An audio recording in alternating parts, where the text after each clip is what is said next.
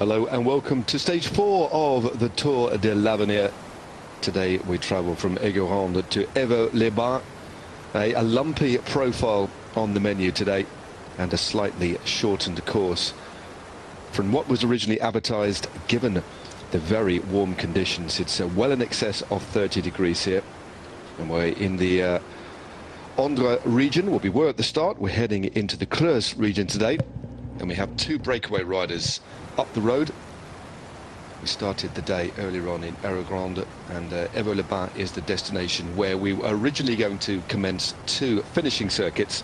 We're now only going to have 1 because of the ridiculously high temperatures. More warm weather, or hot weather should I say, forecast for tomorrow as well, before potentially a little bit gloomier conditions on the weekend, but that's still to come. The finish of this stage will take us through to the halfway point of this year's Tour de l'Avenir. Yesterday we had a change in the general classification as we look at the first of the King of the Mountains of the day today. And that was the Côte de Toulouse-Sainte-Croix, and that was taken by one of the riders in the breakaway. Arnaud Tendon is the rider just in second position there, representing Switzerland. Also in the move as well from Portugal is Lucas Lopez. So 2 riders away. Yesterday we had the team time trial. That was taken by Denmark in a time of 28 minutes 13 seconds.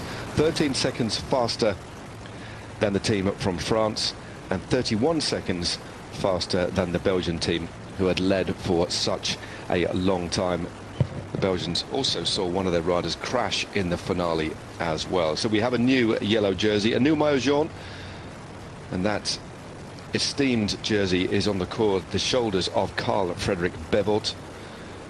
As we look at the rear of the peloton, snaking through these little country lanes here as this profile twists and turns and goes up and down before we finish in the beautiful historical town again of Évaux-les-Bains. A really historic location. It's been a wonderful race so far, still relatively tight at the top. The top 10 teams yesterday separated by less than a minute, just showing the exceptionally high quality of the field we've got.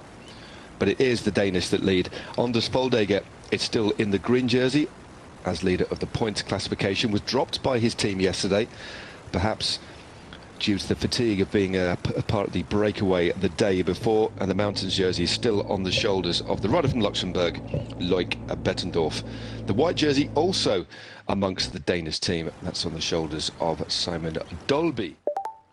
He's keeping it warm for his teammate Bevort. Well, alongside me again to cast his eye over these young stars of the future,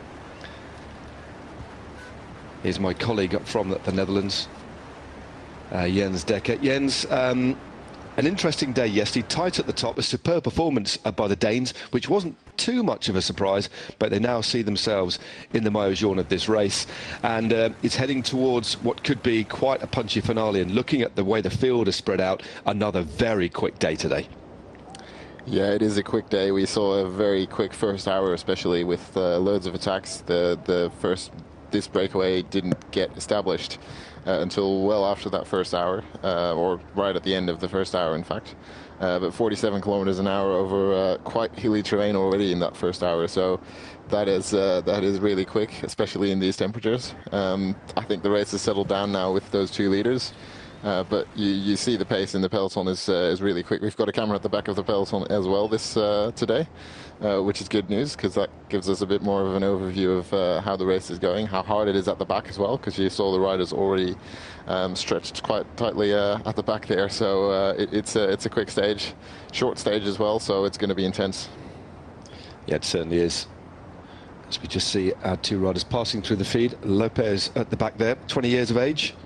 Rides for the Electro IPL Europa UCI Continental team. Sitting on the wheel there, looks like he's taking a little bit of ice as well to stuff up the back of his jersey, keeping him nice and cool in these very, very warm conditions. There's a quick, brief conversation, or maybe just an exchange of words. Something motivational, no doubt, to his partner in crime today. And that is the rider from Switzerland, sat nicely in his slipstream there. Swiss did a reasonable time trial yesterday, and the gap, there we go, is 2 minutes to the peloton. And we're heading in a southwesterly direction yet again today. There was a small loop at the start where they headed back in the direction that they come before passing through the start area again, and where they took the first intermediate sprint of the day. 3 categorized climbs on the route today, although it looks like one of them may be taken off because we are losing one of the finishing circuits. 17.1 Ks with 4 climbs on, so they'll pass through the finish when they head to Hérault-les-Bains, and then they will commence 1 lap rather than 2. The decision came very late in the day from the organisers, given the very high temperatures that we're facing today. And you were telling me, Jens, that tomorrow could be even warmer. We're looking at possible temperatures in excess of 40 degrees. Yeah, 40 degrees, that's not something to laugh at, especially going up the climbs at the end of the stage tomorrow. So do look out for possibly shortening the stage tomorrow as well. I wouldn't be surprised if that happens if they do it today at about 36 degrees. I wouldn't be surprised if a maximum temperature of 41 means an even shorter stage tomorrow, but we'll have to see. But there is slightly cooler weather on the way, with just 8 degrees forecast at the top of Col d'Iseran on Sunday. So that will be, well, firstly a welcome change, but then I think some of the riders will not enjoy that descent going down for about 30 kilometers down the Col d'Iseran in 8 degrees and rain. It's the other extreme. No, it certainly is. As we move from the northeast of this country through the centre, we're bang in the centre, a little bit further south than we were at the finish line yesterday, as we continue to wend our way in a southeasterly direction. Our 2 leaders at the moment enjoy a lead of around 2 minutes, and the other rider in the break, Arnaud Tendon, is also 20 years of age and rides for the relatively newly formed Tudor Pro Cycling Under-23 Continental team, a team with a lot of ambition. And a lot of the team that are here representing Switzerland are actually a part of that setup as well. But the chase behind is coming at the moment from the Italians in the blue, and also the collective might of the team from the Netherlands as well. So they clearly want to bring this back together. The general classification, as I mentioned before, the 2 Danes lead, both on the same time, but courtesy of Countback, it is Carl Fredrik Bevort who is in the leader's jersey. His cumulative time so far for this, the 59th edition of this wonderful race, 8 hours 18 minutes and 51 seconds. Dolby, his teammate, on the same time, and then we have a man from France, Pierre Thierry, at 7 seconds. Matthias Rondel of France is in 4th at 13. Another Frenchman, Axel Huyn, is there in 5th at 13. Then there's a bit of a drop down to one of the Belgians in 6th at 31 seconds. That's Vlad van Mechelen. Then we have Pepijn Reinderink from the Netherlands in 7th. Jan Christian of Switzerland in 8th at 41 seconds. 9th, the first of the Australians, Alistair McKellar, also at 41. Then rounding out the top 10 so far, Robin Dons of Switzerland, also at 41 seconds. But I can say that the top 26 riders spread over just under a minute. Still a lot to play for, but clearly there are 2 teams eager to try and bring this back together by the looks of things here, Jens. Yeah, and the pace coming off that descent really high. We saw some a stretched out peloton there at the back, a couple of riders off the back here, small gaps existing there. Some riders even in between the cars, which usually the team cars would drop back a little bit, but I think with this weather they've allowed the riders to drop back to get bottles, and the cars are filling up that gap, making sure it's a bit easier for the riders to come back to the peloton. But the pace is on. Just looking at those 2 teams, I think Italy are pretty clearly working for Francesco Bussato. Their sort of punchy sprint option for today. They've got a couple GC riders as well, but I think today is going to be for Bussato. And then for the Dutch team, you would imagine it's either going to be their puncher Lou van Belle, or it's even going to be for their GC rider Tijmen Gaat. That's probably why they're working. Pace is high. They're coming pretty close to these 2 riders now. The gap was 3 minutes. It's been nearly halved at this point. So they don't really need to go that fast, I think, to catch these 2 riders, but they're definitely going to put some riders at the back of the peloton under pressure with what they're doing right now. Yeah, especially through these very small lanes as well. You can just see it's only wide enough for 1 car to get through. Well, impossible to pass at the moment. The last place you want to do is, the last thing you want at this particular point is to need any service, because it will almost cause an enormous traffic jam. The best place to be is certainly out in front, as we get another uninvited guest on the lens of our moto camera there.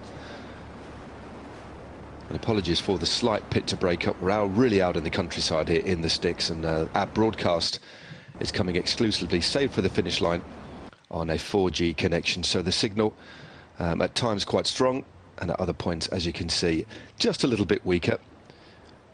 But I think that's counterbalanced by the fact that for the very first time we can enjoy this race from start to finish. Historically, over the last few years, we've just seen the last couple of stages, but now we get to see the entire 8-stage race.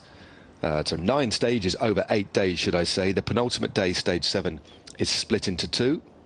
We have an 11k uphill time trial and then a short, punchy mountain stage coming afterwards. That's still to come. Already there's some fair splits in the peloton, and these riders look as if they are actually getting dropped. The drop off the side of that hill that you just talked about, Jens, was taken at pace.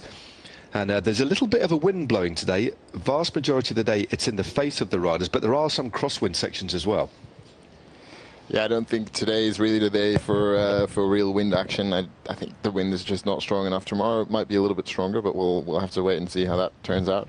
But it's just the pace coming through these corners. You saw the roads are pretty narrow where the riders are right now, especially the peloton coming through a really narrow patch, and just has to be 2 or 3 riders who let a gap form in front of them, and then everyone who's behind those riders will suffer, because that gap's not easy to close. It looks like the pace might have dropped a little bit now, which will allow some riders to come back, but there's chaos at the back of the peloton. Yeah, there certainly is. Shouldn't be too much longer until we're just going through a place, as you saw on your screen there, La Selle-sur-Guzon. There's just the place just outside of the feed zone. The road flattens ever so slightly here for a bit, we then drop down, and at 123 k's in we commence the climb of the Col du Châtelet. That's the 4th category ascent, which is actually on at the finishing circuit, and we join the finishing circuit with originally 39 k's to go, so it'll now be about 22 kilometers to go before we commence that lap. So we do half a lap, pass through the finish, and then do 1 complete lap of 17.1 kilometers. Same for everybody. But what it has meant is that as soon as you get a shorter distance, it does change the mentality in a race, really, doesn't it? The shorter distance opens things up a little bit more. Don't think it's going to massively change the outcome of today's race, but it certainly appears to have made it a lot more aggressive, and also less opportunities on this finishing circuit to split things up, so they're making the pace a little bit harder earlier on. Yeah, I think the key takeaway is that we were supposed to have just counting up, I think 5 climbs on that finishing circuit, depending what you count as a climb, but now there will only be 3 ascents close to the finish, which means that there is going to be a lot less fatigue in the legs for the sprinters, which means a couple more riders might be able to hang on to sprints at the finish, and it just changes the race slightly. I think with 5 climbs of about 2 kilometers, that could really punish some of the sprinters who go uphill a little bit less easily, and now that might open up some opportunities for them. It does look like the peloton has glued itself back together, but certainly some riders under pressure there. Yeah, a few riders furiously chasing. Still only 2 teams moving on the front. The mass ranks of the squad from the Netherlands, from the reasons you just talked about. I do agree, when you look at this finale, Francesco Bussato does jump out as one of the favourites. Under 23 winner of Liège-Bastogne-Liège this year, and moving on to pastures new next year, riding at the World Tour level next year. He'll be with Intermarché or Wanty Gobert.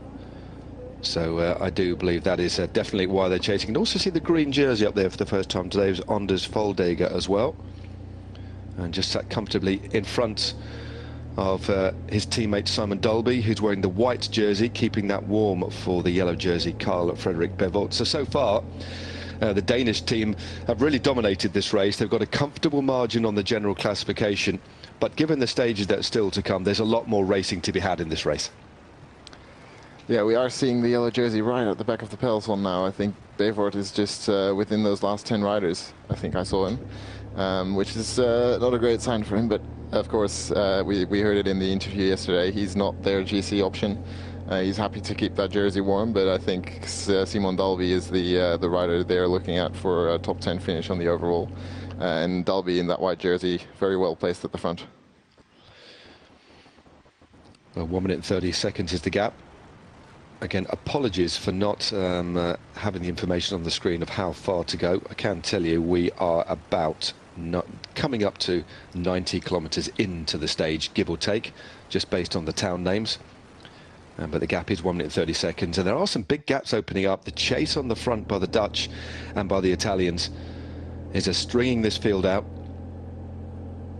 161 starters on day one. Just go through the stage winners. Anders Foldager took the opening stage from a breakaway of 6 riders that was reduced to 5. They were almost caught by the bunch on the line after a very aggressive race on the finishing circuits there. So Foldager took the sprint and moved himself into the Maillot Jaune. Stage 2, which took us from Nozay to Chinon, was won by Riley Pickerel of Canada. Again, another exciting stage. In fact, he won't need reminding, but I'll have to mention it. It was Radoslav Flacek of Poland who raised his arms a little bit prematurely and was nabbed on the line by Riley Pickerel of Canada. In third place then it was Rotem Tene of Israel. But the yellow jersey remained on, well, the yellow jersey moved, should I say, onto the shoulders of Mikhail Pomorski, who was in the break the previous day. And as has already been mentioned, yesterday's Team Time Trial was taken by Denmark, giving them 2 stages out of 3. So an excellent start for the Danes, who've had a brilliant year. And as we continue to see these wonderful shots from the back of the bunch, there's no waiting for anybody through the feed zone. It is flat out at the moment, looking at that line out. Yeah, it's a fast pace, but the cars behind the peloton are filling up those gaps nicely, which is fair because a lot of riders dropping back to get some fluids on board. Also for their teammates, of course, bringing the bottles up for the team leaders. It's what you have to do in these kinds of temperatures, because I think some of the riders will definitely be going through 2 bottles every single hour, which means that's about 7 bottles, I think, in the whole race, which is quite a lot for such a short race. It certainly is. Well, we are passing through around kilometre 90 now. Gap still holding at 1 minute 32. That means we've got about 43 kilometres to go. So it won't be too long until we actually hit the finishing circuit, or we enter the finishing circuit. But this is this flatter section that I was talking about, this flat section just after the midpoint. Some long pulls on the front by Arnaud Tindon.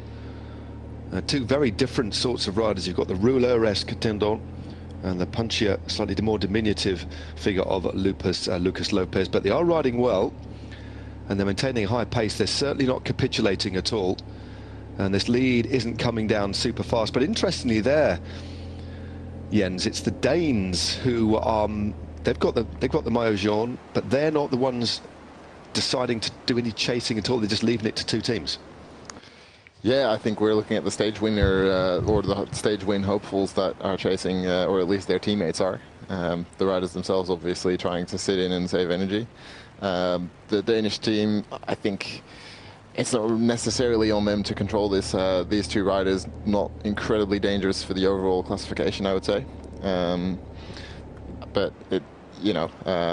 they obviously they would control if the gap got really out of hand, but I think at this point, 1 minute and 40 seconds, this is quite easy to bridge over in that final lap, so I don't think that it's on the Danes to do anything. They're sitting right at the front, controlling things from in the wheels, but they don't really need to chase, because for them, I think it's fine to just have this group on a leash, but not quite caught already. I think this is quite a good situation for them.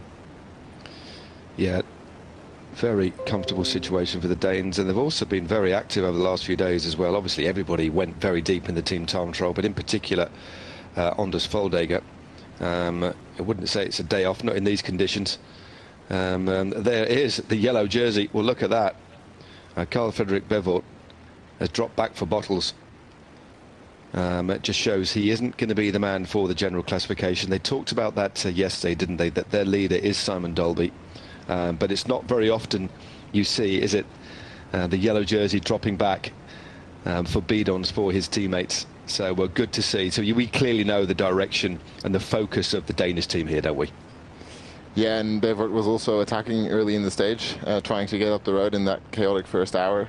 So similar move to what Foldager did on stage 2. it's pretty clear that the Danes have got a plan, and the fact that one of their riders is in the yellow jersey doesn't really change that plan at all. It's all for Simon Dalby. Yeah, it certainly is. It's been, I think it's fair to say, a little bit unorthodox, as that car just moves up the inside there. It's feeding the rider. I think that's one of the Israel Premier team cars, looking after the Israeli rider there. Of course, they'll be supporting several riders in this field. The Canadian who took the stage the other day, Riley Pickerel, rides for the under-23, the development team for the Israel Premier Tech squad as well. And meanwhile, up in front on this long, straight section of road, the lead of Tendon and Lopez is starting to drop pretty quickly now. Another 15 seconds or so have been taken as our flotilla of vehicles continues to pass them. That conversation continues. Tendon has had a good win earlier this year. He took the Berner Rundfahrt. It was a national race, top 30 in Paris-Roubaix. Meanwhile, his compatriot in the breakaway, one of his best results with 4th place in the under-23 individual time trial for Portugal. And Portugal's an interesting place, isn't it, for bike racing? It's almost got its own little world, isn't it? There are about 10 continental teams, and there's only a few World Tour pros. João Almeida being one of the finest, and of course the Oliveira brothers riding for UE Team Emirates. But they do have almost like a self-sustained system over there. So cycling is very popular, but a lot of the riders are more than happy just to race primarily on home soil. Yeah, it's sort of a cycling microclimate, you could call it. Yeah, that's with a couple of really good races. The Volta a Portugal, of course, is the most famous one, which a lot of foreign riders find it very hard to break into. As we see some more riders coming up with bottles, still those gaps appearing at the back of the peloton car, sometimes closing it, sometimes not quite. And you see the wind as well, with that front echelon of about 10 riders sitting out of the wind, and then the rest is just in one long line, it seems. But yeah, the Portuguese cycling scene, it's quite a strong scene, and it's producing a lot of good World Tour riders these days. I think the one we're looking at today is Antonio Morgado, the first year who finished second in the Under-23 World Championships. He's someone that I would definitely look for in this kind of finish. Sort of a punchy uphill rider, but not really a climber. That's exactly what you need for this kind of finish. Yeah, it certainly is. Yeah, definitely watch out for him. A wonderful silver medal, as you said, in the World Championships. We're just looking at the classification for the green jersey. And there is the Meilleur Grimpeur. The way things are going at the moment, Loic Bettendorf, unless this group gets caught, he should be safe in the jersey. There's only 3 2-1 points on offer on the final climb of the day. And there is the white jersey. Our race leader, Carl Frederick Bevell, leads that classification, but it is Dalby who's wearing the jersey, keeping it warm, certainly keeping it very warm in these stifling conditions. The French call it le chaleur. But you can just see, as Jens was just talking about, with that little bit of a head crosswind, although it's come back together now, there was a stretch where it started to thin things out, and the group just behind, rather than fight for that space in the gutter, intelligently just formed another echelon directly behind the one in front, although the formation, the shape of the peloton has now closed as riders continue to drop back for bidons. This is going to be a continual theme, isn't it? And I would imagine, Jens, as well, that we're going to see a relaxation of the rules. Normally there's no feeding with 20k's to go, but today I'm sure they'll cut it down to 10k's to go. Yeah, I better hope they do, because it's too warm to put that limit at 20 kilometers. I imagine there will be soigneurs who are at the finish line, and of course with a local lap that means that we cross the finish line once with I think 13 kilometers to go. Is that it? Or no, it's 17 kilometers to go actually. That's right, yeah. Which that will, I imagine, will be the final feeding point on the road, where most of the soigneurs will be with bidons for the riders. But it really is probably a good idea to relax that rule, which they do quite often in these kinds of temperatures. And I think what we're seeing now at the front of the peloton is just that the riders are getting more nervous coming up to that circuit. Still 10k's to go until we enter the circuit, but teams wanting to position at the front. This is sort of the final time they're going back for bottles, with that one feeding point still on the road. And the riders trying to position themselves for the circuit already with still 10 kilometers to go until we are there. Exactly. Yeah, it's quite a big loop as Tendon now, well, just attacked his his compatriot here. So now one rider left, or two riders out in front, but that was a definitive move there by the Swiss rider. Straight off the back, there was nothing that the Portuguese Lopez could do about it. Two 20-year-olds doing battle. And now we've got two arrowheads on the front. It looks like it's the team of Norway that have now moved through to the front as well. Just on our right, on their left. And on the other side of the road, still, it is Italy. The Squadra Azzurra, as they are known, just next to them. In the pale orange kit. It's almost a white kit. It's a really interesting kit, the kit from the Netherlands. From a distance it looks white, then close up it's white with orange infused through it. It's quite an interesting kit to look at. Yeah, I think a lot of people will be happy to know that the Dutch national team manager, Koos Moenaert for the elites, has already said that the Dutch team are going to move back to orange shortly. Okay. Don't know if it's for next year or the year after, but that's it's good because we can actually recognise the riders then. It's quite a difficult kit to recognise from far out. It certainly is. Yeah, there's some national squads have hardly played with their kit at all, the United States being one of them. The Swiss, well, it's pretty simple, but when I first saw that Dutch kit a few years ago, I was quite puzzled by it, and it's only when you inspect it close up that you can see the orange. So I think national kits, play with them a little bit, but not too much. I remember in the late 1990s, Jens, I was riding the Tour of Britain for the national GB team, and you know our colours are red, white and blue. It was essentially green. I don't know where on earth that came from. But there we go. So that kit, it lasted one season and was consigned to the scrap heap. After that, then it was back to the red, white and blue. But there we go. Designs come and go, but the flags of course stay, as we continue to see riders filtering back through the convoy and making sure that they are fed and watered, especially for the reasons you were talking about. They want to get that timed just right before they hit the circuit, because it will be very quick, and the gap now under a minute. And I'll wonder if they've got the information just yet that these riders out in front have changed. It looks though this has given this rider a little bit of renewed vigour. Often when there's two riders away and one starts to weaken, it can actually slow things down. So Tendon, and to increase his own chances, has gone away, up the pace ever so slightly. But I do think it's going to be hard to stay away. Still 30 Ks to go, but he believes, and he clearly sees this as his best chance of taking the day. Yeah, but 1 minute with those 3 climbs still to come, 30 kilometers from the finish line, with the peloton bearing down, just 1 minute behind. It's going to be a tall order for him to finish that off. We did see, I don't know if it's the Swiss car, but there was a car just sort of in the peloton trying to move up. It was quite hard to see, but we saw some headlights poking through the front riders there, and it did look a little bit dangerous. I'm not sure if that car has got past now, but that didn't look great, in my opinion. Yeah, fingers crossed that it did get by.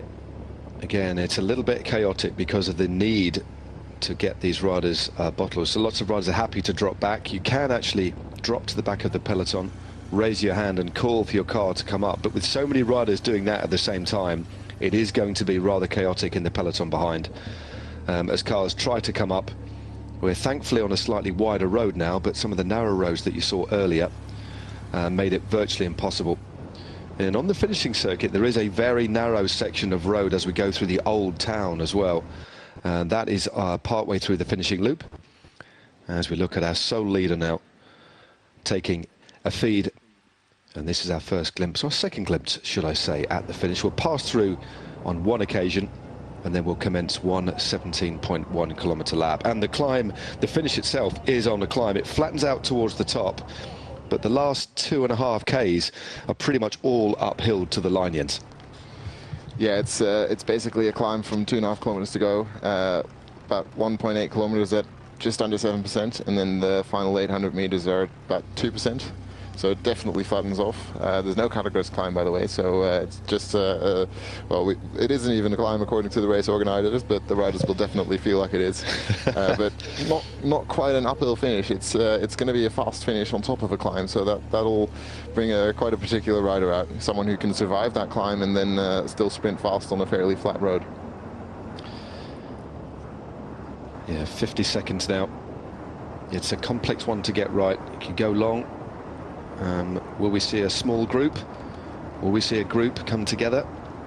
Or reduced peloton sprint? But as you say, given that the relatively short distance of today's stage now, shaved from 150.1 to 133, there will be some relatively fresh legs there, but I think had they done 2 laps on the finishing circuit, there certainly was the potential for it to split again. But Jens, when you look back to the opening stage won by Anders Foldager, it wasn't a particularly challenging finish circuit. There are a couple of gentle climbs, but any little bit of elevation seemed to provide enough of a catalyst for these riders to attack. So I do think this finishing circuit, we will see attacks, and it might actually be quite difficult to control.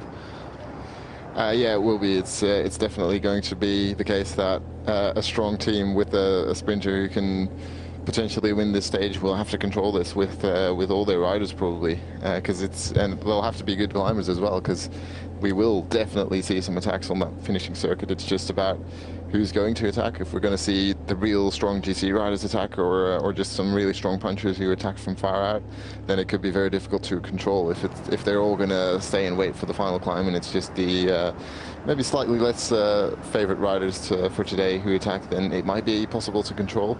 But it just depends on what the teams choose. I think we've seen the Netherlands and Italy control until now.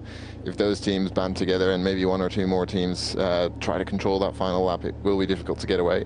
But if those teams start jumping as well, then we could see a smaller group come to the finish line. Yeah, we saw a lot of activity on the opening stage by the United States, also Great Britain getting in the mix as well. The United States still have their full complement of riders. Luke Lamperty, Mathieu Riccicello, he has to be their biggest overall hope. Ian Lopez de San Roman, Brodie McDonald, Artem Schmidt and Colby Simmons. Very easy to spot with his Jumbo-Visma bike and helmet from a distance. And then the British team, Nurikar, Blackmore, Goliker, Donaldson and Jack Rudkin-Gray. And at some teams as well, because of what they lost in that and the time trial, will be trying to take back time. We've got a lot of hills coming up. We've also got the only individual time trial coming up. Tomorrow's stage as well, as the lead is sliced now to only 25 seconds, and we get ever nearer this finishing circuit in Évaux-les-Bains. Just looking briefly ahead to tomorrow's stage, another shortish stage, 138.3 Ks, pretty flat until the last 15 Ks, where we take in 2 third category climbs before we drop down into the line. That is going to be a punchy finale. I'm sure there will be splits, but this race just increasingly gets harder and harder. But by the same token as well, we're going to start running out of road to take time. So I do think there'll be some teams, if there's an opportunity, Jens, that they will try and steal back a little bit of time, because the Danes and the French and the Belgians have stolen a little bit of a march already in this race due to the team time trial. Yeah, definitely, but also a couple of riders have lost some time in that crash. So especially the riders who have lost time in that stage 2 crash with 10 kilometers to go, who've also lost time in the team time trial. Those kinds of riders will definitely want to take time. We've got someone like Archie Ryan is already on 2 minutes and 39 seconds from the leader, and that's a pretty big gap to close, and he's punchy enough to make use of this sort of climb. He's quite comfortable in these sorts of climbs.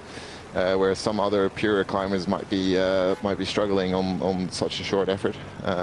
So yeah, we definitely could see some attacks, but I think the potential for those attacks is slightly dampened by the lack of that second lap at the finish. No, I think you're right. I don't necessarily think it will be easier, because I think the intensity and maybe the frequency of the attacks will be a little bit more, but I think we might see a larger group come together. But the time at the front for our man from Switzerland, despite his best efforts, it was a bold move.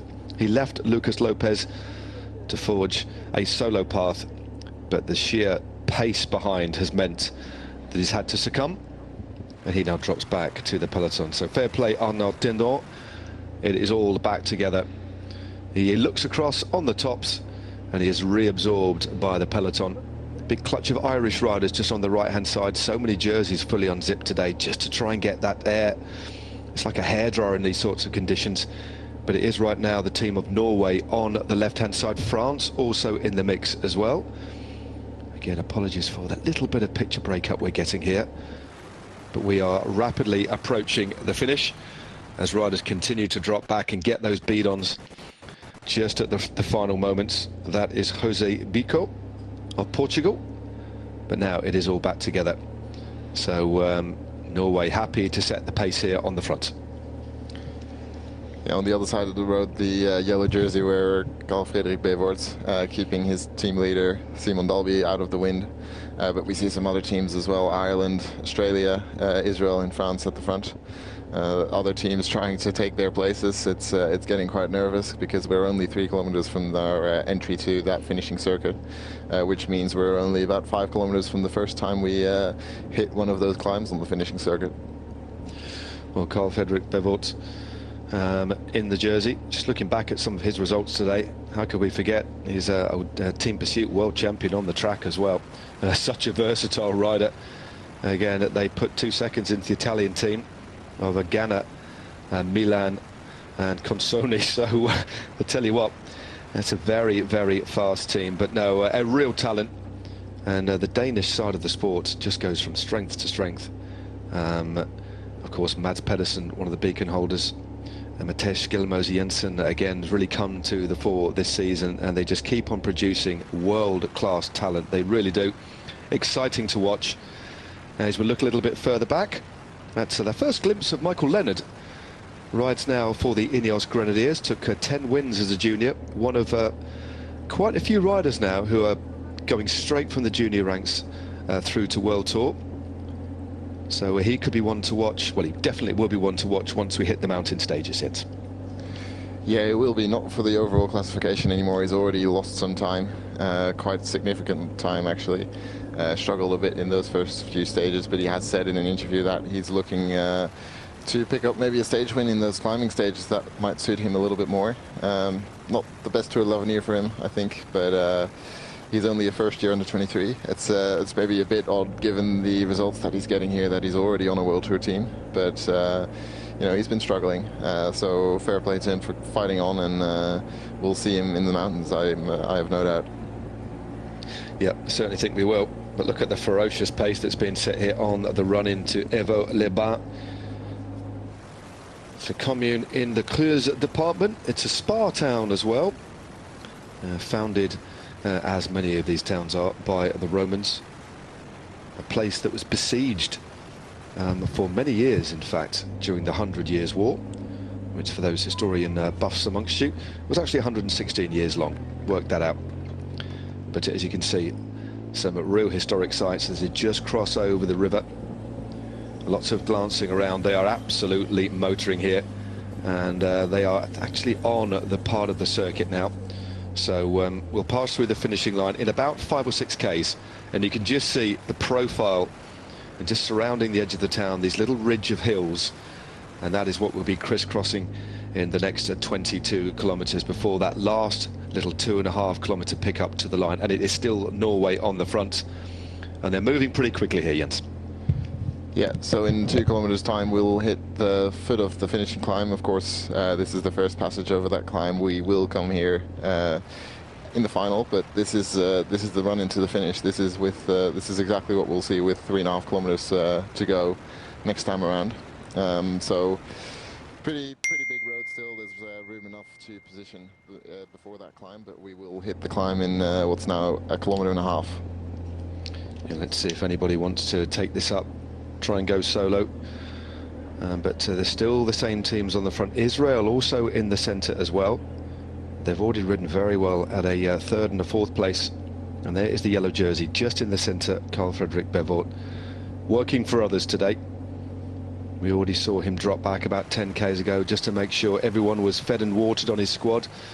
I spotted about 6 bidons in his back pocket as we get a look at one of the riders from the only regional team in this race. And that was Matthias Piron.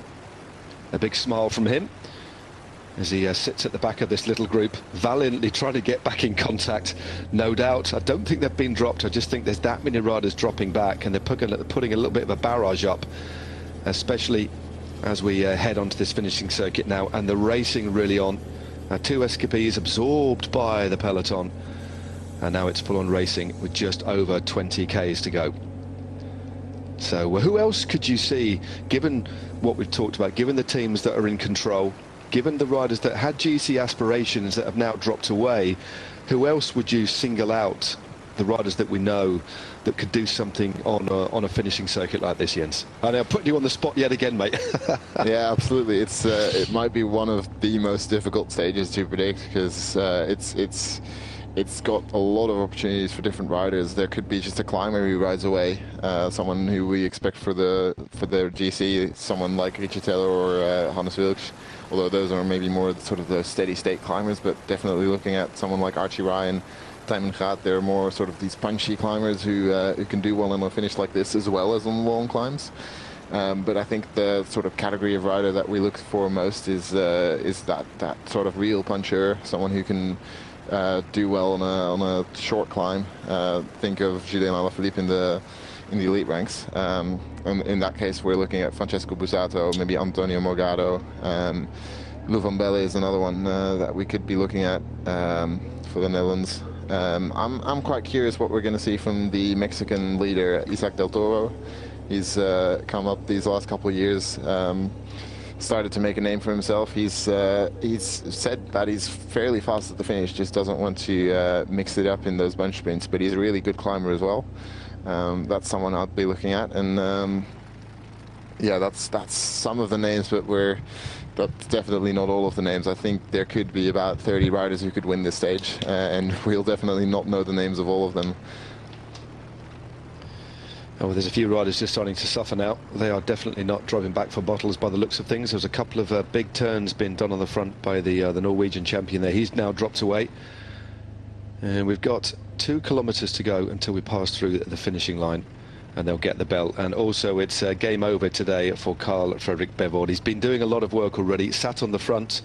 Even riders who are just on the front of the peloton, when the peloton is flat in shape, it's a lot harder than it looks. They make it look so easy, both in the under-23 ranks and in the professional ranks. But they're there for a purpose, aren't they? To shelter the riders behind. And the effort of just riding at 50, 55 k's an hour flat across the front is quite deceiving, isn't it? Yeah, it's really hard to go as fast as these riders have been doing at the front. Of course, it's a lot easier sitting on the wheel.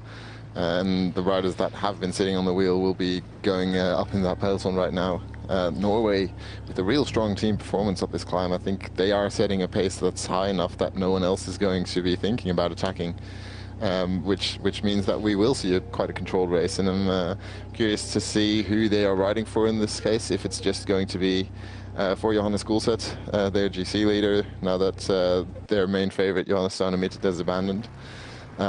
Whether it's for him or for one of the other riders who will try to win it in the sprint, but we'll have to see who that might be. I think it's most likely going to be Gulset for them today.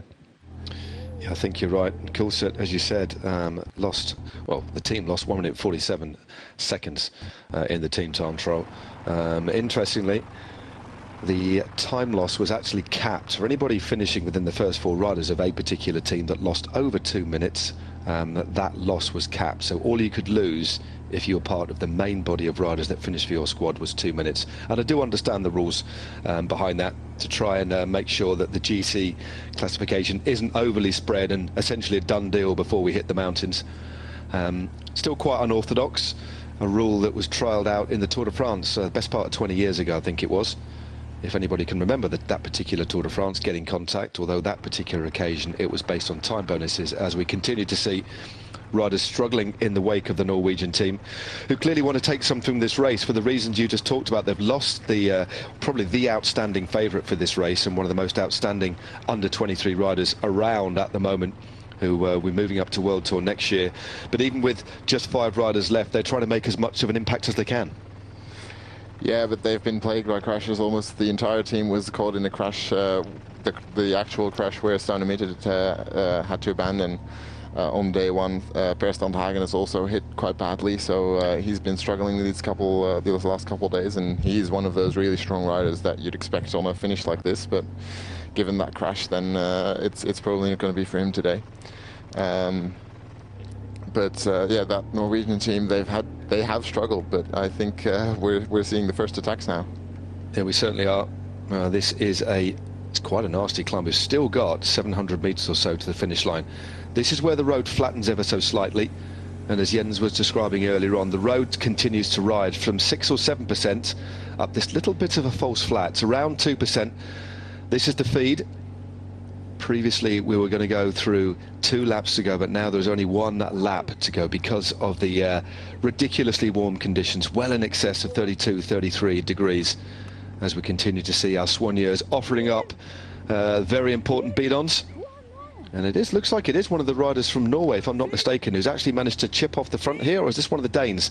The kit is very similar. There's this little narrow pinch point here, which will further funnel the riders, as well as this gradient. Yeah, that's going to be an interesting section at the finish. Just a couple 100 meters to go. I think that might have been Embred Sveistad Bertseng for Norway, who's attacked. Rider for Human Powered Health in his normal trade team. He's getting a small gap, but it doesn't seem to be big enough to make a huge impact, although one of the Mexican riders is trying to jump across now as we pass the finish line. There we go, 1 lap to go now in over Ever-les-Bains. This is stage 4 of the Tour de l'Avenir, and there is the bunch strung out in the wake of the pace that's being set at the front. We have one Norwegian rider that's just clipped clear. They were setting the pace on the lower parts of the climb. Back onto the moto, and it does look like indeed it is one of the Mexican riders trying to get across. They're over the top of this drag now, and they'll carry a bit more pace over the top, but the racing is fully on here as this rider from Norway successfully gets possibly his last beat on, and a gel attached to the front as the riders continue to just pass through this finishing line. But now we have 2 riders out in front. This could be a good little move. The Mexican rider straight over the top here, Jens.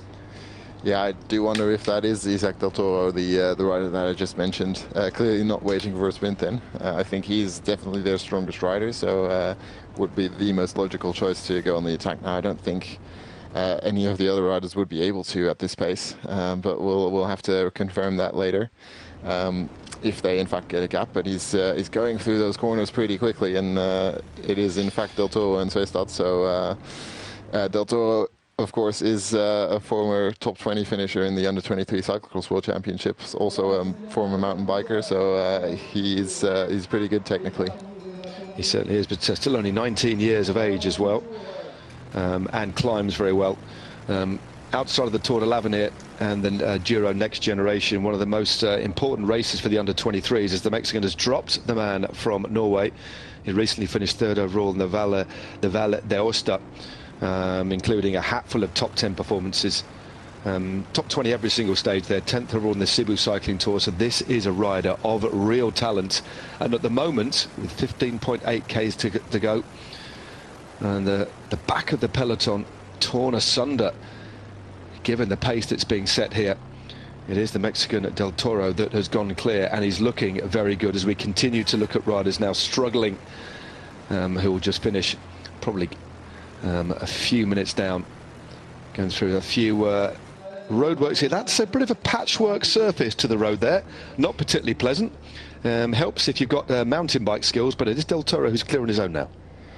Yeah, and he just has ridden Sveistad off his wheel, and Sveistad is a rider who finished 17th in the previous edition of the Tour de l'Avenir. He's a professional at Human Powered Health, and Del Toro just went past him like he was standing still. He's trying to come back now. I think it would probably be better for the 2 of them to work together, but Del Toro is not intent on waiting. He's just going for it. He's had a good race program. Here's the man just behind as well, ridden the Saudi Tour of Oman, El Gran Camino down in Spain, the Giro Sicilia, as well as Slovenia and the Castilla de Leon. A lot of race in his legs, but so's this man in front, a year younger, and clearly had big talent. But that attack has drawn out several other riders too, who are trying to get across. This is hardly a bit of flat on this finishing circuit. In fact, it's just up and down all the way, and by design, hard to control. Hardly any colour blocking left. This is just one rider after the other. I do think this is going to be increasingly hard to get organised, because lots of riders from some of the bigger teams were dropped on the climb, so no team is going to have a lot of resource now to control things. No, absolutely not. It's this is a small drag just after that finish line passage. We're going to go into a longer descent now. It's actually Pepijn Rijnrink, the Dutch champion, who's made it across to Del Toro, but it's Is it actually Bussato, the Italian champion, who's tried to glue it back together, but he didn't quite get across, and there's some gaps in the peloton behind as well. So it's getting quite chaotic. We're just about to start that descent towards the final categorized climb of today. Yep, that's the Côte du Châtelet. It's 1.1 Ks at 5.3%. But arguably not as hard as the finishing climb, to be honest with you. That's the climb that's seen the most damage done. 14 Ks to go, and the rider from the Netherlands ushering the Mexican through, and Isaac Del Toro obliges. Looks stylish on a bike.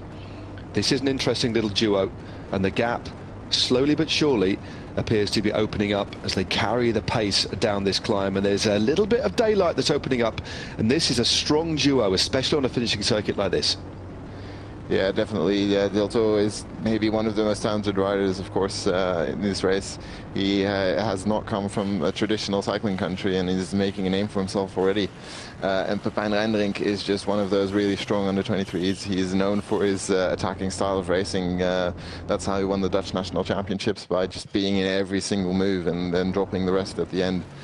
So this is a strong move. It's not going to be easy to control this, especially with most, if not all, teams already losing a couple of riders on that previous climb. So we'll have to see who's going to control it behind, but this is a pretty decent gap. It's already over 10 seconds, I would say.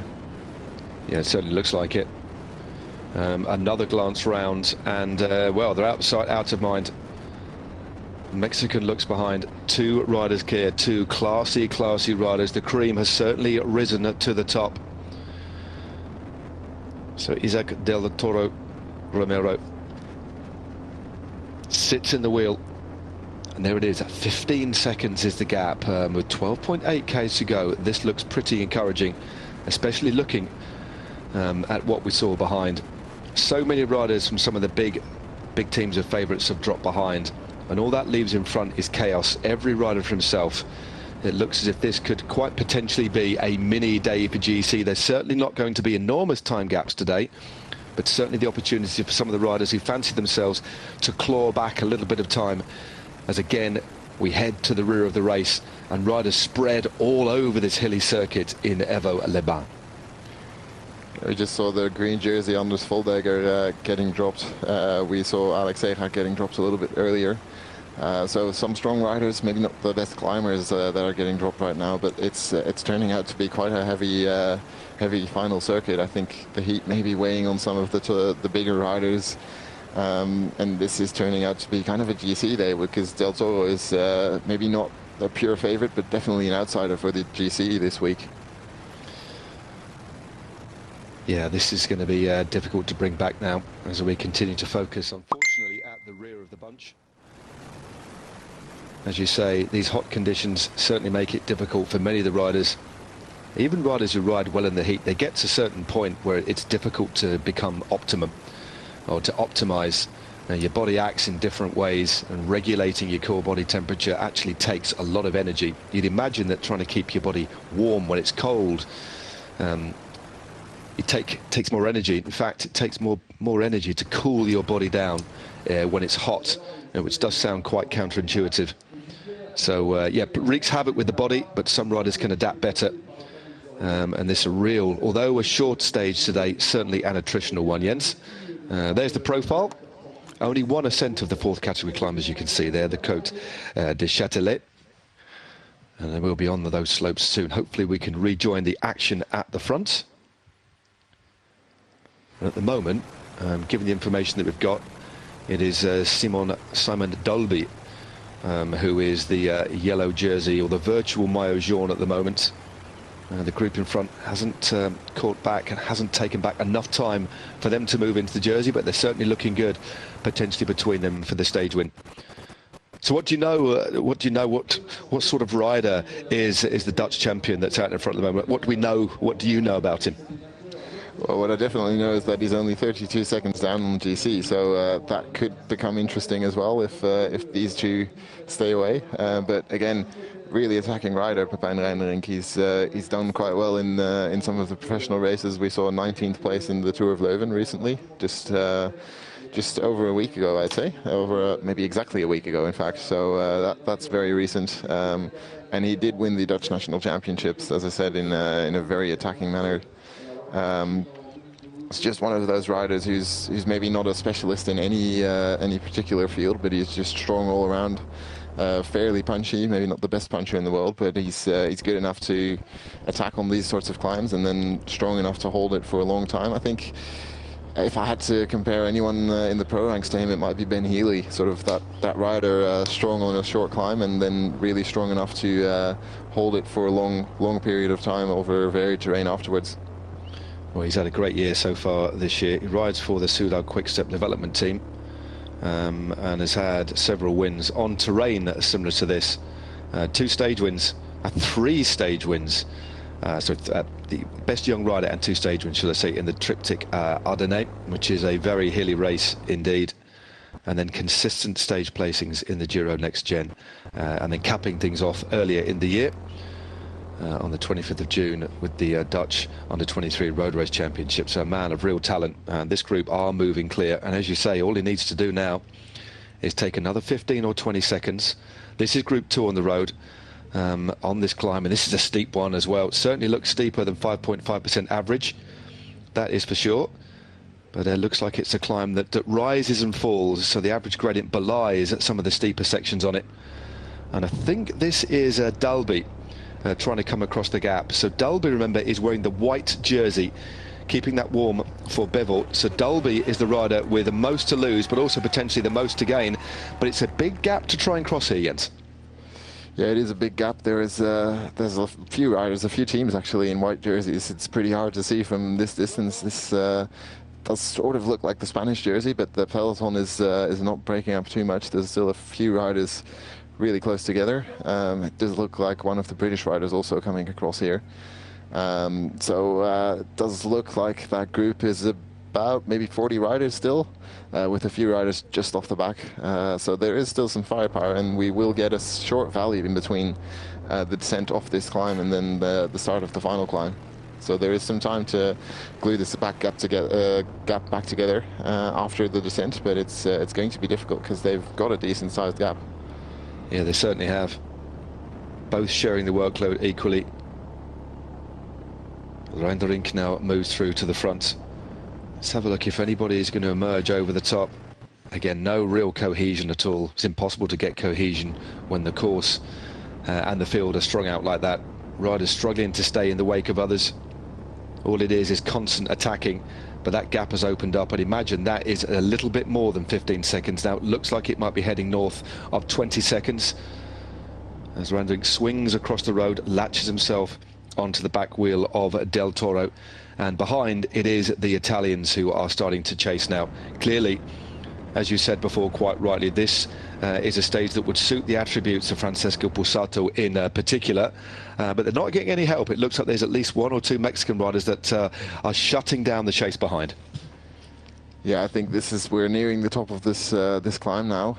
We didn't see the categorized climb yet at the top, but we're getting pretty close according to that kilometer ticker, which means we'll be going into sort of a shallow descent. It's not a super steep descent, and I think at the top of this climb is where we could see some control returns with the peloton.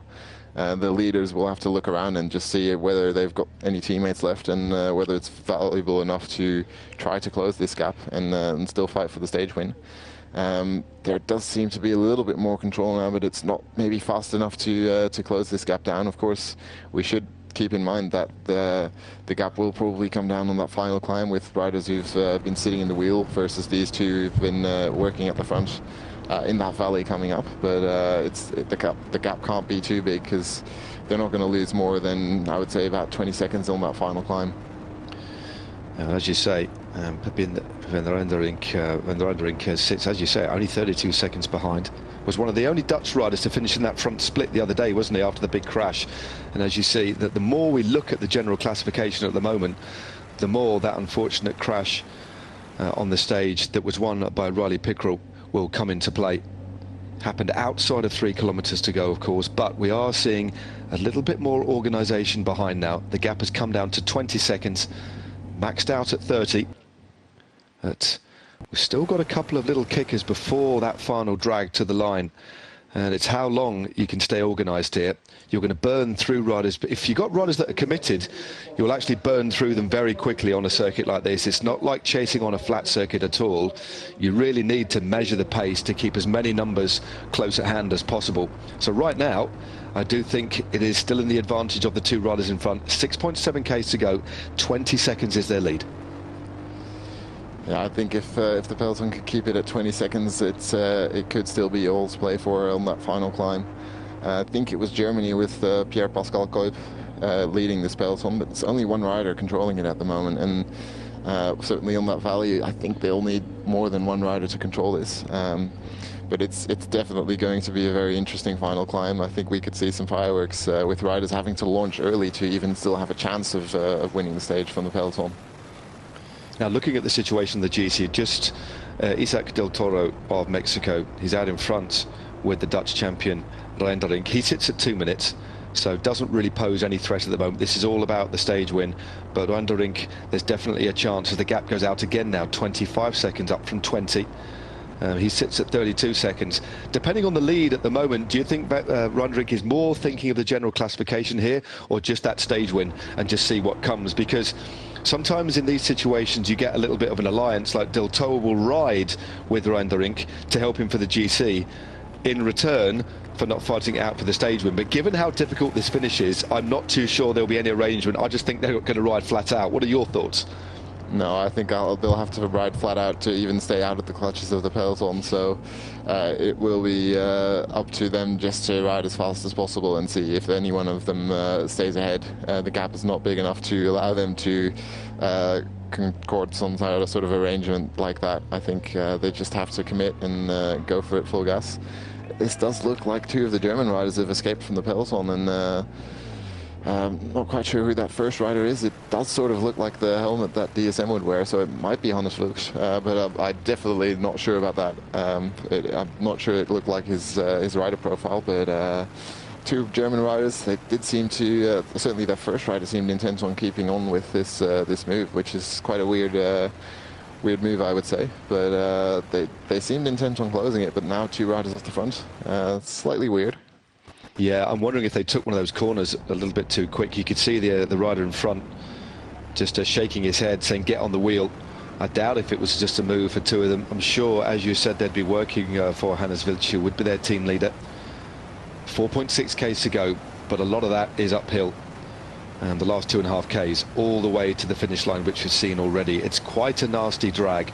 6 or 7%, flattens out just over the top, but the last 800 meters still around 2% as another rider drops away. That is one of the Germans who we saw working. Couldn't quite catch his number there, but another fascinating day of racing here at the Tour de l'Avenir. This is stage 4.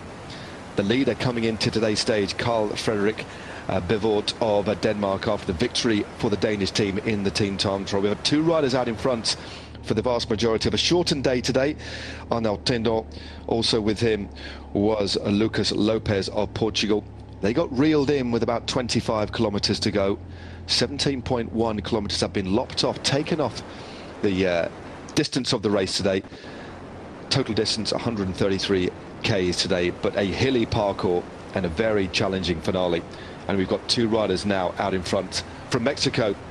In that white jersey, sat on the front at the moment, it is Isaac Del Toro. He sits 2 minutes down on the general classification, but the man that poses the biggest threat to the yellow jersey, although the yellow jersey now dropped away.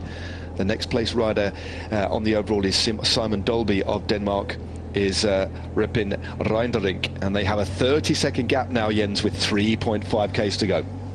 Yeah, 30-second gap, but look who's at the front of the peloton. We saw some of the Dutch riders coming to the front, and obviously they're not going to work to close this gap at all. It was Thibaut Delgoso who just rode to the front, took over, and then just stopped pedaling. And we see again now someone else has to take it up, but that definitely costs the peloton 2 or 3 seconds. This is one of the Czech riders who looks like he's forcing an attack, which is a weird moment to attack, I would say, with that climb just coming up in less than a kilometer's time, but he's going for it. Now these two look exceptionally strong.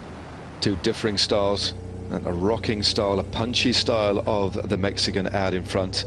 2 years the junior of Pepin Reijnderink.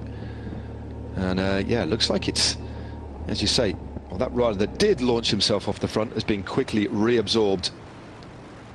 2.7 k's to go now. This is the back of a drastically reduced peloton, thinned out by the ferocious pace on these punchy climbs as the Mexican now rolls through to the front. Reijnderink takes a little look around. At the moment he'll see some empty road, but it's definitely the team of Germany determined to try and bring this back together. And I think given the gradients we've got in hand, there is still a distinct possibility. 2.5 k's to go now. Yeah, 2.5 k's to go. I think we might be even a little bit closer because the climb is already starting, and that should start at 2 kilometers to go. So we're getting really close to the finish. These two riders committing fully, but 20 seconds it's being reported now. In 20 seconds, I think the peloton, or at least someone from the peloton, might be able to close that on this climb. These two have been working for a while now, and they will be slightly tired, probably not able to do the same pace that the peloton will be able to do. Certainly these riders that have been sitting in and have slightly fresher legs. Well, Germany have just burned through another rider who's just been shot out of the back. 100% commitment. But now it's an attack from one of the riders from Switzerland straight over the German. And the Dutch rider looking round. Also not too far from the front there was one of the pre-stage favourites from Italy. That was Francesco Bussato. No response from him. Still Germany on the front as the gap continues to ebb away ever so slightly. 20 seconds to add two riders in front, and these meters are ticking by slowly. But now it is the Mexican who has dropped the man from the Netherlands and is now going solo. Yeah, I think a strong rider, but Del Toro is just the better climber, and this is pretty steep section on this climb. He's riding away and potentially going for the stage win, but the Swiss rider is coming across really quickly. Not quite sure who it is at the moment, but we'll have to confirm that once the camera draws up alongside the rider. Still not sure that's the best move. I think someone from the peloton might still come back, but it's going to be close. It certainly is. Well, the unidentified rider from Switzerland is absolutely flying up this climb. He's passed by and dropped Reijnderink, who will soon be absorbed by the peloton, and he's only about 40 meters behind the Mexican. This is some move, but what he's doing is acting as a carrot for the peloton behind, still being led by Germany. Still a decent gap here. So the Mexican Del Toro looking very, very good. But he's been pursued by a rider from Switzerland, and the bunch not too far behind. This could all still come back together. What a stage this is heading into Évaux-les-Bains. Yeah, there are going to be a lot of riders in the peloton who haven't done anything yet, who've just been saving the legs for a final attack. Del Toro takes a final swing from his bottle, and we're trying to see that. No, it's quite hard to see with this camera angle and the picture breakup that we're seeing. It's a difficult one. Yeah, I'm not going to try to say that, but I think the peloton is coming closer now with less than, I would say, it's already less than a kilometer to go. The road is flattening off now, and Del Toro, can he hold on, or will the peloton still come back? Well, this is a phenomenal ride by the man that's gradually winding the Mexican in. Del Toro, you can just see the fatigue written large all over his body. Still can't read the number on the side there, unfortunately. And due to the slightly pixelated pictures, riders continuing to get dropped from the back of the bunch, but the action is happening at the front there. A spectator shielded from the scorching sun today, well in excess of 30 degrees, as Del Toro continues to fight out in front. But it looks like he's about to be caught by the man from Switzerland. Still a couple of meters behind, and the bunch are there as well. Italy now head to the front. Yeah, I think it was a 4 at the back of that number, and that would check out Fabio Christen on that Scott bike, rides for the Q36.5 team. But he's not quite getting across to Del Toro. Del Toro seems to be pulling away again. But the peloton is coming really close now, and with a sprint to be launched, that could still come back together. It is flattening off now. This is the top of the climb. So there's about 800 meters still to go to the finish. Well, this is a thriller of a stage. You can just see the Italian under-23 champion not too far away from the head of affairs, but Del Toro still hasn't quite been caught. Fabio Christian, should I say, of Switzerland is latched on to the will of the Mexican now. He looks around. This is his opportunity now. If he hesitates alone, there's a crash at the back of the bunch as well. One of the riders from Israel is being caught up, but Christian now moves through to the front with the Mexican back on his wheel. Is this another shot at glory for the man who's animated the finishing circuit hill? Del Toro and Christian head into the finish together. 300 meters to go, but the bunch aren't too far behind. They cannot afford to look round now. The road continues to ride here in Evo Laban. Who's going to take the win? But it is going to be Fabio Christian. He's found something special. He's opened it up. It looks like the Mexican's going to be caught on the line, but Christian takes the win for Switzerland. Del Toro holds on for second place there in third, and one of the riders from Great Britain rounds out the podium in third. Another absolute scorcher of a stage in the Tour de l'Avenir. Incredible finish there with Fabio Christian just coming over the top of Del Toro to win that stage. Heartbreak for Del Toro on the line there, but still holding on for second place. I don't think he's going to get any time in the GC, but he's shown his strength today, and there's only more to come for him. He's only a second year under 23. Fabio Christian already a professional rider with Q36.5, but he takes the win there. Well, an absolutely superb win. That really was well timed. We did question whether it was the right thing to do. It certainly was. He paced it perfectly, didn't he? Just rode across the gap, incrementally chipping away at the distance between him and Isaac Del Toro. Sat on him for a bit. The two actually did manage to collaborate and work a little bit. Just kept that lead.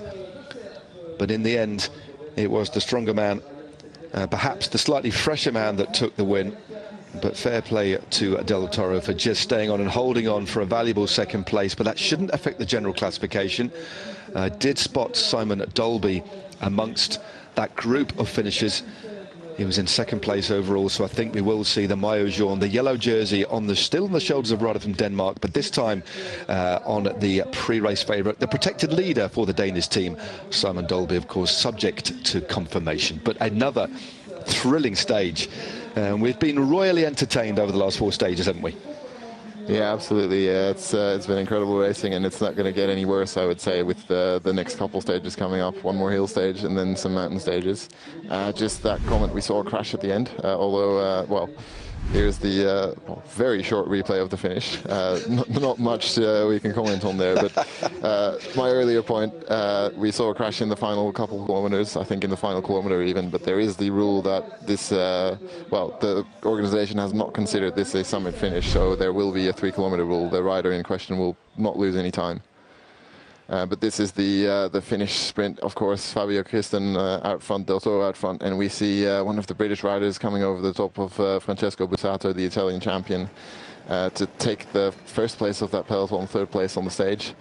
Only maybe about 30 riders in that group still, so a lot of riders will have lost their chance at GC today, probably expected, but some riders will be disappointed, and we'll probably see some of the real favourites losing some time today, because it's been a really hard stage. It certainly has. Riders continue to trickle across the line here in Evo-les-Bains. Yeah, I'd say, yeah, 30-40 riders maximum. You're quite right. I did spot a couple of Irish riders. I think Archie Ryan definitely finished inside the top 10 there. Just a few of the riders that I could pick out from their jerseys. He's got a couple of riders finishing here. One of the Norwegians chatting to an Australian as their day is finished. And they reach the halfway point in terms of days now on this, the 59th edition of this wonderful race, the Tour of the Future. It really has been a pleasure to call so far, getting a chance to see some of the riders that you'll be seeing these guys on your screens over the next few years, if not sooner, racing in some of the biggest events in the world. A little tussle there from one of the riders from the Centre Mondial du Cyclisme squad and the Italians, everybody battling for positions as the clock continues to tick. But yeah, I think the jersey still should be within the Danish ranks. Simon Dolby should be crowned our new race leader as we head into stage 5. So I think as well, Jens, this particular stage, given the warmth, given the profile, though we've got far harder stages to come, it will inform us a lot about who to expect on the offensive tomorrow, because tomorrow's stage a little bit harder, certainly not a mountain stage, but two hills just towards the finish as we get confirmation of the finish. It is Fabio Christian who takes the win for Switzerland ahead of Isaac Del Toro of Mexico. And it was Lucas Nurikar of Great Britain who rounded out the podium just in front of Francesco Bussato. Then we have William Junior Lecerf of Belgium, Lars Kraps of Belgium also there. It was indeed Archie Ryan, and then Reisberg of Israel in 8th place. So definitely riders to keep an eye out for, because tomorrow's course profile pretty similar. Actually, it's a flatter start but a punchier finish as we head towards Lac Aiguebelette, and that is in the Savoie region. So we're heading, we pretty much stay in the Savoie region for the next few days. In fact, the Haute-Savoie, head deep into the mountains, not far from the border of Switzerland in the closing stages, but we're heading into the foothills tomorrow. As you see, a clutch of riders just finishing their day well in excess of 30 degrees. And although it's not confirmed yet, there may be a possibility, given the exceptionally high temperatures tomorrow, that we could see the stage shortened again. But we're just speculating at the moment based on what's happened today. But that might not be too much of a surprise. I'm hoping they'll keep the finish intact and maybe bring the start a little bit further out, but we shall soon see. Yeah, tomorrow's stage looks quite a lot like stage 6 from last year's edition, which was won by Romain Grégoire, who we will see in the Vuelta these next couple of weeks. But Lou van Belle was second on that occasion, and he's also in this race. As we see, one of the Belgian riders celebrating his probably 130th place there. And that's the last group. That's the broom wagon. So the broom passes by, figuratively brushing up the riders behind. So there is the new GC. It is indeed Simon Dolby of Denmark who takes the lead of this race ahead of Axel Hien of France, who sits at 13. Another Frenchman, Pierre Thierry, is there in 3rd at 22. Christian, the stage winner today, is 4th at 41. And Joe Blackmore and Lucas Nurikar, 5th and 6th, equal on time, just in front of 3 Austrians, Schrettel, Hayek and Cabas, and another of the pre-race overall favourites in 10th place there for Germany at 48 seconds is Hannes Wilch. So 11 hours 23 minutes and 54 seconds of racing already under the wheels of these under 23 riders. I hope you've enjoyed the ride so far, because from this point on it just gets harder and harder and harder, like an elongated 9-stage ramp test, I think is the best way to describe the Tour de l'Avenir. But the cream, I think it's fair to say, slowly now rising to the top. There's still a few riders that would have been the overall favourites who got caught behind the crash, but just by the stage results here, there's a couple of riders who've lost time, and we are gradually seeing what will ultimately be the final general classification. Yeah, we're seeing the first selection maybe, but there are still a couple of riders up there who we expect to drop out of the GC. Someone like the second place rider at the moment, Axel Hien. He's more of a sprinter type, and I think he will have been fine on this in this stage, probably fine tomorrow as well, but in the real mountains he's definitely going to suffer. So we'll see a couple of riders drop out, but the first selection has been made over the first couple of days. Some crashes, that team time trial, and some riders losing time today, but you would expect the real GC riders are still in that group today.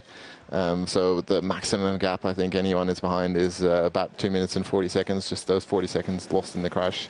2 minutes in the team time trial at maximum. That's sort of the maximum gap any of the real GC favourites will have lost probably up until this point, which is a serious gap, but it's still bridgeable for a really, really strong climber. Yep. As you say, the severity of the stages tomorrow, I think, I don't think it'll be a big GC day, but riders could lose time. As we see, although we saw the broom wagon passing through, there are lots of riders still finishing. As the clock ticks past 8 minutes, I think everybody should be safely within the time cut today. But looking a little bit further on, I've talked about tomorrow's stage that finishes in Lac d'Aiguebelette.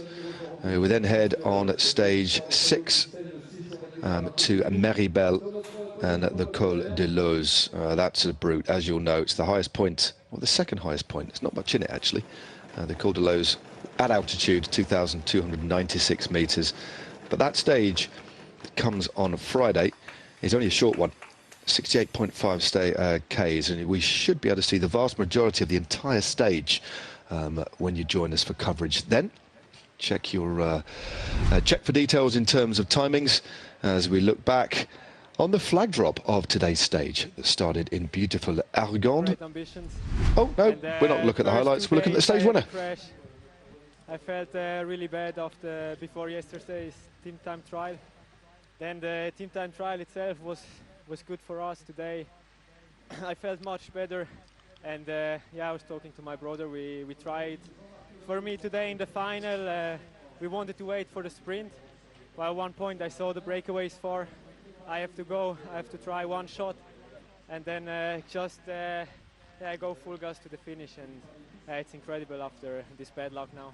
And for the family, we wait, Jan, but it's Fabio to win today. Yeah, no, it's nice. I hope I can help my brother now for the hard stages in the mountain. For me, it's already a success now with the stage win. I'm happy because for me the GC is over. I'll go all in for him, and now he's also sitting fourth in general. I think that's it's pretty good already, and yeah, we hope to take also the GC. And today it's incredible days, very, very hot. Yeah, it's super hard conditions, but it's hard for everyone in the end. We kept ourselves as good as possible, really cold the whole day, but yeah, with 40 degrees it's not easy, and super happy to take the win now. Thanks. Yeah, just highlighting the fact that it is the same for everybody, but still, it certainly does take its toll on the body. And this is the moment, well, these are the final moments of the race. We had the two breakaway riders, Isaac Del Toro of Mexico in the white. He dropped Reiderink, the under-23 champion from the Netherlands. But in the final, it was Christian who came through to take the win. They worked briefly together. Del Toro just hold on to take a well-earned second place, but the victory on the day goes to the man, the 21-year-old from Gippingen in Switzerland. His first win of the season, and an important one. Interesting insight in the plan for the team then. It's all in now. He's got the win out the way. Jens all in for his brother for the GC. Yeah, I think Jan Christen was the expected GC rider for Switzerland, as we see the stage results again. Fabio Christen maybe a slightly less impressive pure climber, but we saw today how good he is on these shorter climbs. I think the most interesting thing from that interview was just the analysis on the road. He was going to go for the sprint, and then last minute decided, well, this group is too far ahead. I'm gonna try an attack, and in the end it did turn out that way because Del Toro just held on in front of the peloton. So if he wouldn't have done that, it might have been Del Toro. But just on the road analysis, really good job by Fabio Christen. Yeah, that just shows just how important it is, or how many of these riders are thinking on their feet. There's no radios, remember, in this race. Not something we discussed. Such was the fast and furious pace today, but no radios, so the riders having to make decisions on the road based on what happens. An enormously important skill for a pro bike rider. Any bike rider who races, of course, but if you're looking to move up to the next level, and the winner is already riding at pro team level, as was pointed out by Jens there, rides for QSED at 6.5 Pro Cycling Team. He's got a contract through to the end of 2024 as well. So an important win for him, but mature riding under pressure there.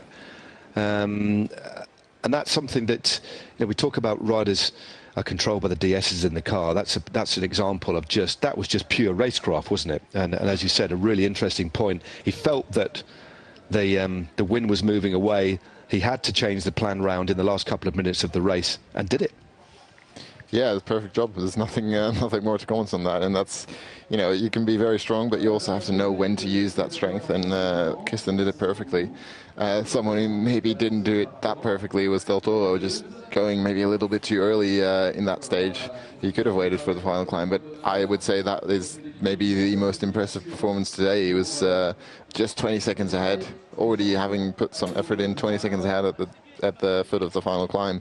And he didn't even lose that 20 seconds to anyone but Christen, which is something I would say really impressive for such a young rider. And he is not signed to any team for next year, so I think all the team scouts that might be watching this, it's a rider to keep an eye on. Certainly is. There are multiple riders, as we know. We're riding, some riding at World Tour level, some at Pro Team level. Many are already expectedly riding at Continental level, but there'll be a lot of riders here who will be in the line of vision and in the spotlight of many team scouts. And what a platform to do it. So a solid ride, more than a solid ride by Asik Del Toro, an aggressive, tenacious ride, a strong one. And he did well, actually, just to hold on for that second place, but couldn't quite match the pace of Christian. As we look back at highlights of today's stage, two riders were out in front for a pretty long period of time. Arnaud Tendon and the man from Portugal, Lucas Lopez. And Tendon caught. Ultimately, it was his teammate that was to win the day. He wouldn't have known that at that point, of course, but Tendon was caught as we hit the finishing circuit. The race shortened by 1 lap, by 17.1 Ks. Carl Frederick Bevort getting dropped on the first ascent of the climb that took us through to the finish in Évaux-les-Bains. And then with 1 lap to go, the bunch thinned out and we had a couple of tentative attacks, and the most significant of which was this one. Asik Del Toro went clear with Pepin Reinderink, the champion of the under-23s of the Netherlands, and in the end it was the Mexican who dropped him. Well, this is the early stage of the break. Still together here, of course. They opened up a lead of approaching 30 seconds at one point, and then coming into the finish, Reinderink was taken back by the peloton, and the man out in front, Del Toro, was caught, and they briefly formed an alliance that arguably kept that gap in front, but in the end it was Jan Christian who Christians who took the win on the day. Fabio Christian, shall I say. Two brothers in that team. And also safely home in the peloton was Simon Dolby of Denmark, who's moved in to the Maillot Jaune. So there's the confirmation. Fabio Christensen ahead of Asik Del Toro and Lucas Nurikal. That's your top 3 for today. Stage 4. And one more confirmation of the general classification, moving past the halfway point in days. Well, don't forget to join us again for Stage 5 at 14:15 Central European time. But for me and Jens Decker, it's goodbye, and we'll see you tomorrow.